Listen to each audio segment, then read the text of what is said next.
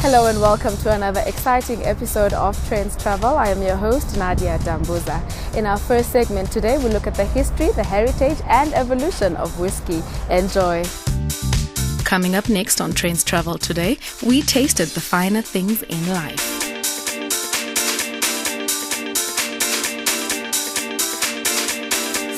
We explore nightlife tourism.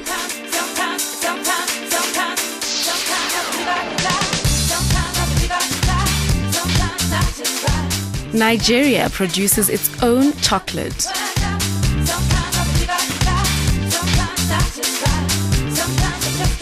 And finally, farmers' fun in Thailand. All that and so much more coming up next.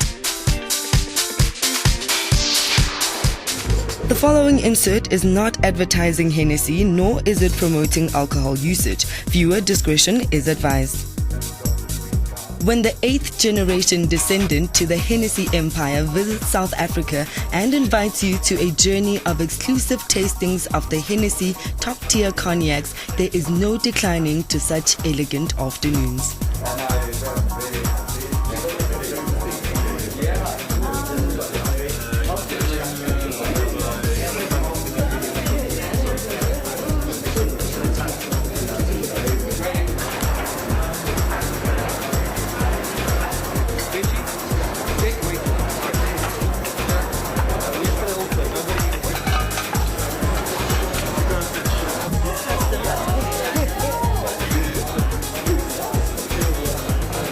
I'm here to meet you guys. I'm here to meet some potential consumers, but also to say thank you to a wonderful sales force which we have here, and to meet the people. In 1765, Richard Hennessy established a trading firm by the Charente River in Cognac, France. Under his son James, the company expanded to the name it still holds today. The founder, for 8 generations ago, was the main man, but the one who designed Hennessy XO, or had it designed for him, was Maurice Hennessy I. That was my great-great-grandfather. And for 100 years, it was the Sunday cognac for the family. The House of Hennessy takes the title of the world's most popular cognac. What began as a Sunday drink to the Hennessys is now a drink for many to indulge in any occasion. Most of the cognac we sell is the VS and VSOP. And people in the world like to mix them. Sometimes with water, with ice, with Coke or whatever. And I'm for that. I like it. It's a great drink, although I don't do it like so and above. But so cognac is also a fun drink. It's a very high quality drink, but it's not just, it's not what they used to have in advertising 50 years ago, where you had portly gentlemen with Labrador in front of a fireplace, and it was always a gentleman's drink, and it was always a thing in the winter and all that.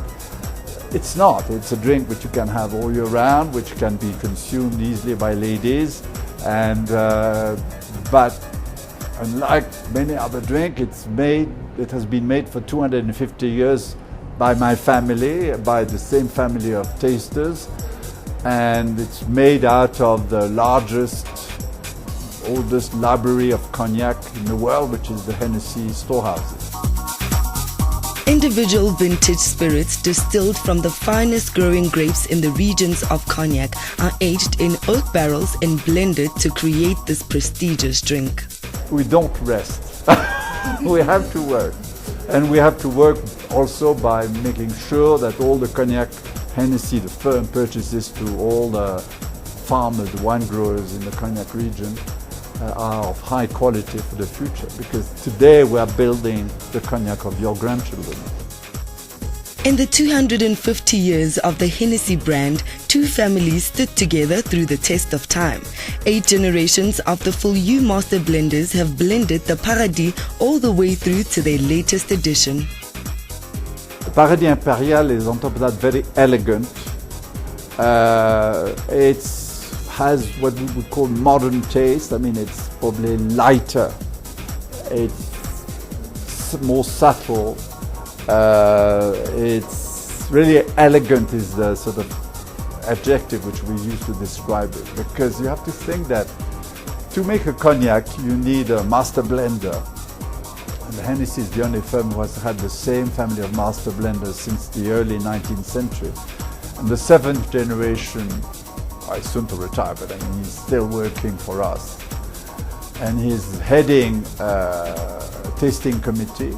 And every year this tasting committee tastes all the cognac which we purchase from me, for example, people like me, but also all the cognac we have in stock to see how well it is aging, and also the cognac which we ship, which has to be blended and all that, so which we have to taste the blend before it's actually shipped, etc. Out of, we reckon that each member of the team tastes about 10,000 different cognacs in a year. This is a lot. The team is about, 6-7 people, headed by Monsieur Fillou. They meet every day at 11 o'clock in the morning, in the same room, etc. All the cognac goes through all their noses and it's marked, and so they can see how it's improving, if it's good, etc. And out of these 10,000, only 10 of these cognac will be able one day to enter in the composition of Paradis Impérial because of its elegance, because of its qualities, subtlety, and all of that. You may have seen this drink of note featuring in many music videos of prominent R&B and hip-hop artists. This rhythmic word has made its way out of the barrels in cognac straight into artist studios. It all started in the US with the rap. Hennessy, for many of these singers and artists, was sort of epitome of luxury. When you see the word Hennessy mentioned in songs, it's among Cartier, it's among bands, it's all the most, the high class thing. And so we represent luxury, and it's also a poetic world, and they drink it. I've met a lot of the rap artists in the US, and I love their company. It was fun. I know some of them can be a little bit difficult with the press, but with me they were always charming. And I'm glad that it came here. And but it's the same. You speak English. It's the same idea of artists here trying to opt for the best.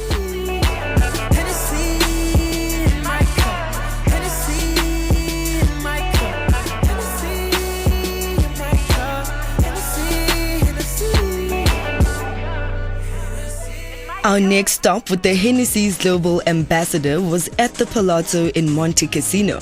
Here, the scene was set for an indulgent 3-course meal finely selected for the finest extraordinary cognac. Pairing food and wine is the easiest aspect. That's where everyone learn about it. However, pairing food with spirit or pairing food with cognac is a different aspect. And there we have to look into the intrinsic quality of what the exo cognac, the exo Hennessy had to offer, and from there on deconstruct the complex nature of that spirit and create a dish with the exceptional culinary team here at the Palazzo, where the focus was to highlight elements like the fattiness, the saltiness and the bitterness, using chocolate, using pork, using seafood elements, and all these when we marry it together, it's amazing how it works with exo cognac. Cognac goes well with certain types of food. Let's just talk about the menu. Can we talk about that? We've been having amazing food. I think when we were at Marble, we had a 3-course meal, which was fabulous. So we've just had a starter, which was a clam chowder. Beautiful. But also, I think it also gives us the opportunity to actually taste the different meals that you can actually pair cognac with. So we're learning how to actually pair cognac with different types of food. The tasting and also the experience of Hennessy, looking at the different ways you can enjoy Hennessy, which is not commonplace in terms of the traditional South African drinking, going out lifestyle thing. So I think it's also quite a great opportunity to learn a little bit more about the drink itself, how to drink it, and how to enjoy it. Culturally, it's quite a phenomenal sort of practice. So instead of the old stuffy establishment which would normally have cognac with cigars and that kind of thing, I think the audience has grown, and people are appreciating it from a younger, youthful market. So it's an energetic brand, and I think that's what happens with the younger people who actually try it and experiment with it. So I think it has a wider appeal and penetrates a wider sort of target audience. And and I think from a lifestyle complement thing, it's quite a premium brand, and the people who talk about it in terms of the musicians and personalities, they also have a bit of stature. So associating the brand with that, it's a good value exchange.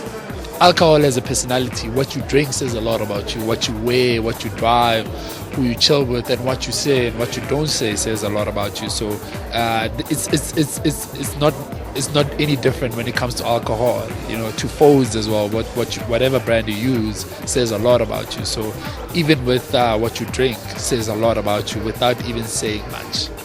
We're lucky to have someone, ambassador like him, who's 8 generations of Hennessy, coming and sharing his experiences with us. What do you love about the brand? About the brand? It's a continuity. If you think about it, you've got history behind it. So you understand that these guys have been at it for 250 years. And, they care about it. The family's still involved 250 years later. How many businesses do do that? I love your country. The weather is beautiful. I find people terribly handsome.